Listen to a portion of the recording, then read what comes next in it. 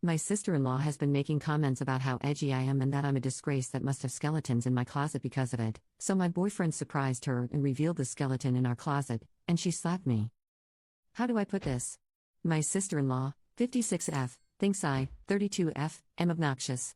She is my boyfriend's, 38M, eldest sibling and very protective of her baby and also very religious, so her baby dating pantsuit wearing, neon-colored hair having, bisexual atheist feminist with two moms was a lot for her to take in. Over the 3 years my BF and I have been together, she has only been more vocal about it.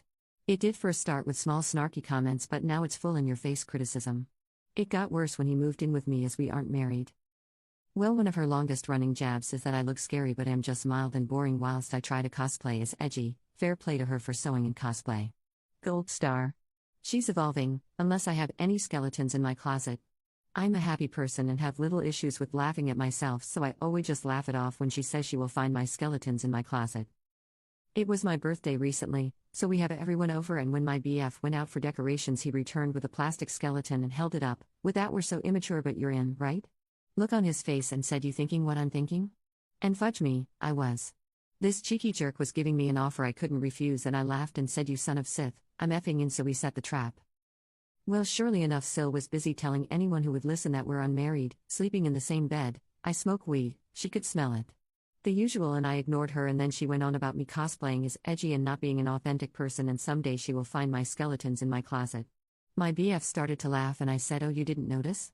And walked her to our coat closet near the front door and opened it. There was Skeletor the skeleton propped up against the corner.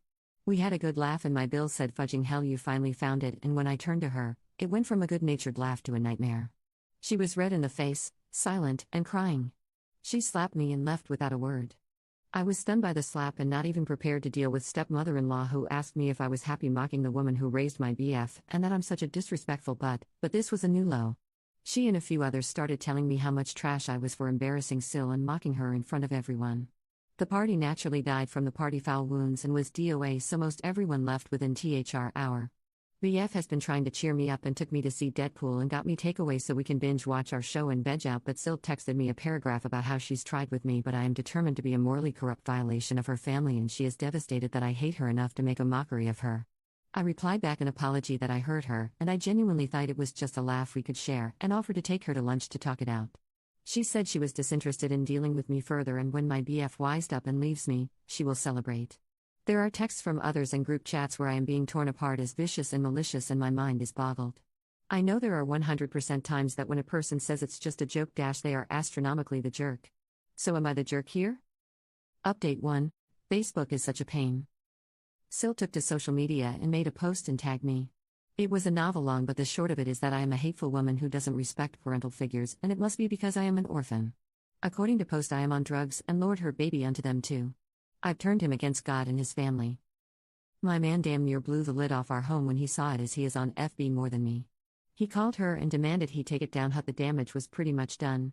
Family out the woodwork are sending me rehab center links, church counseling links, sex addiction help, and my personal favorite is before me and after me photo comparisons, where before me is a photo of him in church with his family at a Mother's Day service, and after is a snap of him at a concert with his tattoos showing, drinking and clearly drunk. Some people even came to the house to stage an intervention. My guy only started to shout and make them leave our home when I was referred to as a classless and shameless slut. Let me transparent, we use THC and weed, but it's legal here and we have jobs and maintain a good life. The after me photo is not actually when we were dating, it was beforehand. And I am not an orphan. Sil is married to an alcoholic who just recently got hammered. Abed wrecked their car, then got arrested for being belligerent with the police and refusing to leave after his car was towed. All over some freaking dummy? Oh, and I am a shameless slut. So that one felt like a compliment. So I talked with him about limiting contact and he got upset. He loves his family, and despite this freak show, he loves his sister. He got stressed out and started to have a panic attack. I helped him recenter, got him water and held him until he was calm again. He asked we give it a bit of time to die down and he will try to talk sense into Sil. So we're giving it time. I'm not mad at him. I know this is hard for him, but this is crap, and I am being bombarded with texts and even emails telling me I am some demon woman who is shooting up my soul who hates Christians, and none of that is even true. It's just a lot and I am hating every moment. Update 2.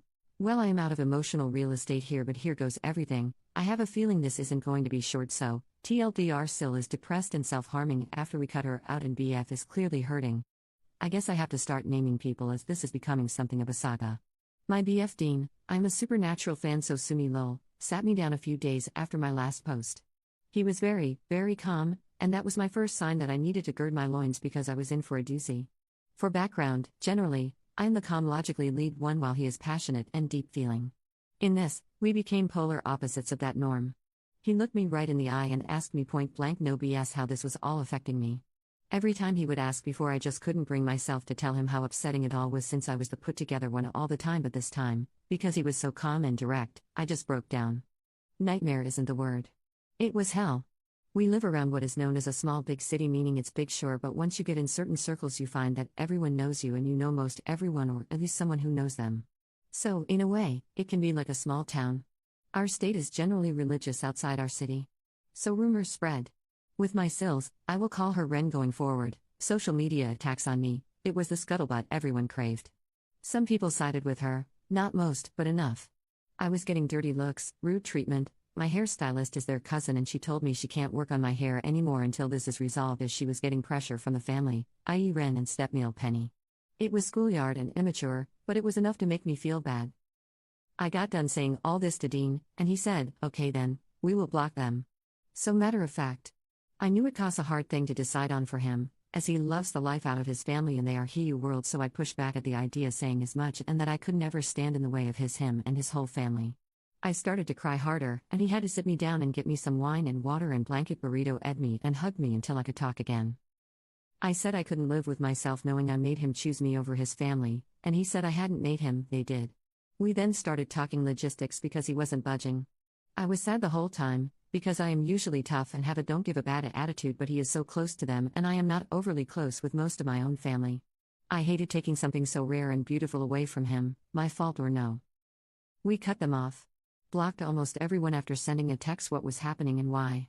And worse, it was Ren's birthday party the next day. I took my guy to a festival happening in the city so he wouldn't have to think about it, and we were out until 2 or 3 the next morning. When we got home, our neighbor said we had a lot of people coming to knock on our door. 1 or 2 at a time. And a couple then asked our neighbors if we were home. Later, when I was making lunch, the police came by for a wellness check. They said his mother is concerned about him. Him. Not me. Just him. Dean said coldly that his mother is dead, and if his father's wife sent them, he wanted it on record that they were not in touch and he wanted no contact. Penny was at our door by dinner. Some of this was before I got into the room because I was cooking, but Dean told me he heard a knock and thought it was the neighbors and opened without looking. Ren was standing there, eyes red as if she had been crying.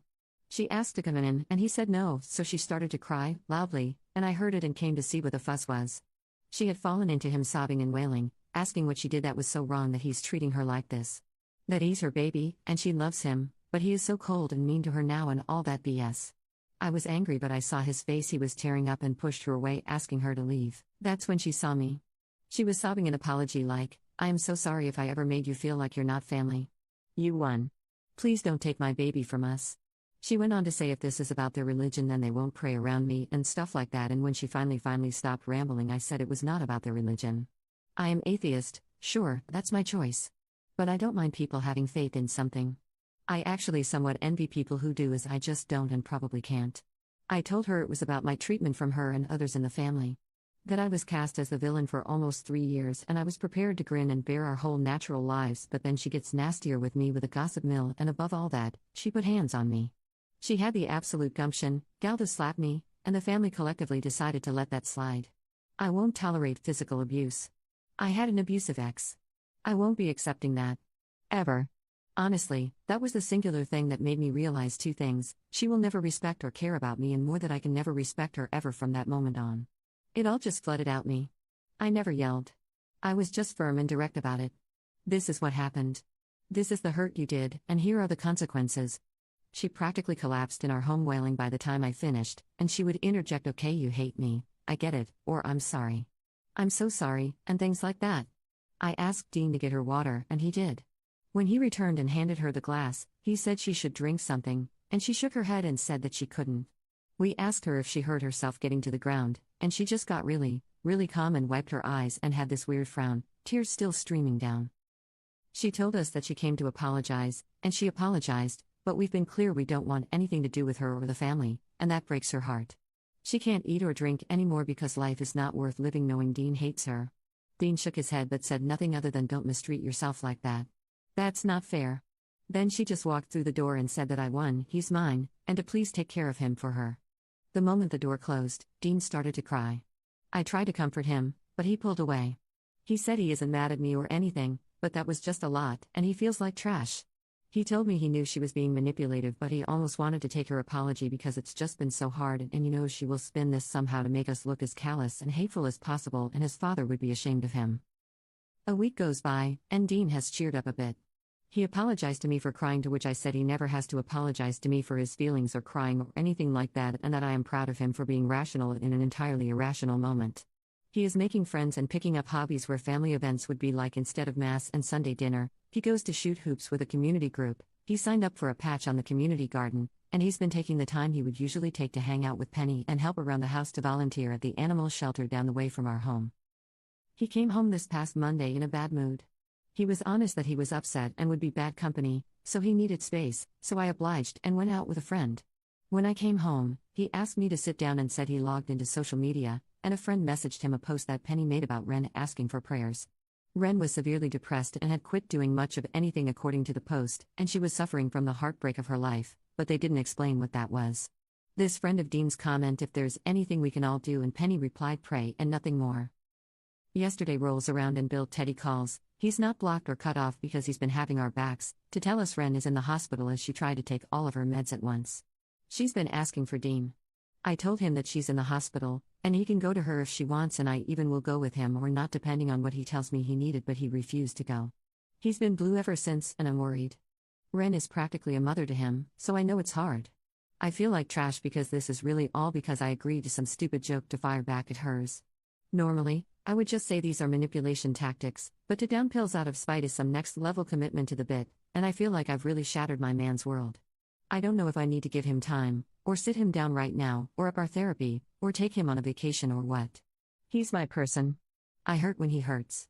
And we're hurting right now. Sorry this went so long, I guess I had more to say than I thought. Commenter 1. Does anyone else think she might be Dean's bio mom? There is an 18-year age gap between them. Commenter 2. Possible. I was 13 when I learned in an argument my sister was my mother and mom was my grandmother. Fudged me up for 20 years. Update 2. We've endured a lot from his family at this point. From them calling into my job to complain about me, to the police coming by because I am abusing him. I won't make this another War and Peace manuscript by typing all that happened out, but it's been a lot. Dean got a job elsewhere in the state. It's been a roller coaster for him. We talked it out and he accepted. He doesn't want to be near family anymore. Well, that Medusa of a woman found out and Teddy told us she's throwing a fit. So I just knew she would come around soon. I told Dean this and he looked at me and said, "You think so?" And I said, "I know so." So he came home that next day with more skeletons. They are propped up around the porch, in the yard, and next to the garage. They have names. He named them. Boney Stark, Meryl Monroe, Tibia Turner, he's given them backstories. The man has lost his mind, lol. Sure enough, she showed up. We have a ring cam now, so we both got alerts and saw her coming. He got up and said he would take care of it, so I just watched the cam and stayed in bed. He tells her to leave and she demanded to know why he was moving. She was blaming it on me, making it seem like I bullied him into the job and he needs to come to his senses and leave me. He refused. So she slapped him. Twice. Then started to cuss at him, hitting him with her fists, and he backed up and pushed her away. Then she falls and starts to scream that he's hit her and that he's a monster and she's calling for help. She woke up the whole neighborhood with her BS. Dean was doing his best to stay calm but opened the door and told me to call the police. And I watched her smugly say that if he dares, she will tell them that he and I attacked her. And shows him her arm, and says she had the injuries, and no one will believe him. He just stared at her and went inside. She went nuts and threw Boney Stark into the rosebushes. Then, she sat on our porch just chilling until the police arrived. She threw on the waterworks the moment the cop car pulled in.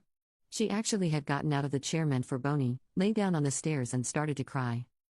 Police sorted this pretty quickly because as Oscar-worthy of a performance she gave, we had footage. It was my turn to be smug. I cast it on our large TV for all to see. She cussed me out saying I was a batch and a loser, a harpy who charmed her baby and lunged for me. Dean got in the way and told her to get the F out of our house and that she's disgusting and manipulative. He then said, "I'm not your baby. And you know what? Thank you. Thank you for showing me who you are. Now I can't wait to get away from you. Good job. I think she figured it all out in that moment because this time when she cried, I believed her. She just sobbed and the cops took her outside. We had her legally removed and put in a request for a restraining order. We currently have a temporary one for the case to be reviewed, but it expires after we move, so now we are just being careful about our information. Dean was really sad the first few days but now is excited. He keeps talking about the city we are moving to. It's very fun, odd, and has a lot of live music and events. I know he will mourn it once it catches up with him, and he's keeping busy to not think about it too much, but it is good to see him smile. I miss that. The family tried harassing us, but he would forward the footage and tell them if they don't want him to go fully NC to cut it out and keep her under control. Sometimes it makes him cry and other times it just makes him mad.